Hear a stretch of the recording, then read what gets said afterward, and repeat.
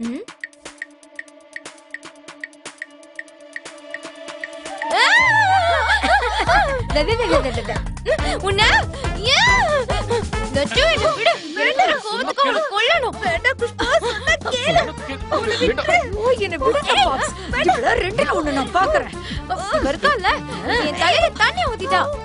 பிடிக்கிறத விட்டுட்டு முதல்ல அவளை பிடிங்க.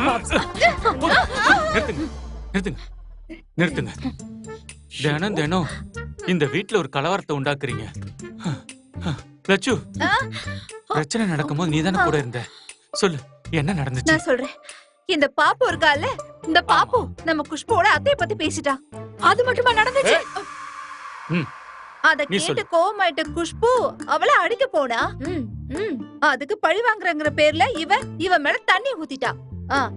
ஆனா நான் ஒன்னும் செய்யல பாப்பா, நான் வேடிக்கை தான் பாத்துட்டு இருந்தேன். குஷ்பு, எனக்கு தெரியாம ஆன்ட்டி உனக்கு எங்க இருந்து வந்தாங்க? அதுதான் நானும் சொன்னேன், எனக்கு ஆன்ட்டி இல்லன்னு. அவள நிறுத்து. நீ ஏன் ஒண்ணு இல்லாத விஷயத்துக்குலாம் கை வாங்குற? பழசெல்லாம் மறந்துட்டியா என்ன? சரி, நான் ஒரு விஷயம் சொல்றேன். இந்த ஏரியாவுல கவிதர் பப்பனுக்குன்னு ஒரு நல்ல பேர் இருக்கு. அத கெடுத்துறாதீங்க.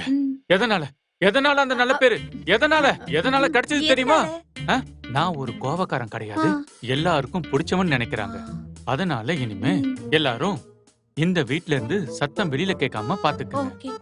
கை கொடு, 2 பேரும் கை கொடுங்க. காம்ப்ரமைஸ். கொடு. என்ன பண்ற? உன் கை கொடு, கையை கொடு. 2 பேரும் எப்பவுமே ஒத்துமையா இருக்கணும். இந்த பிரச்சனை இதோட முடிஞ்சது. இதுக்கப்புறம் எந்த பிரச்சனையும் பண்ணக்கூடாது, சரியா?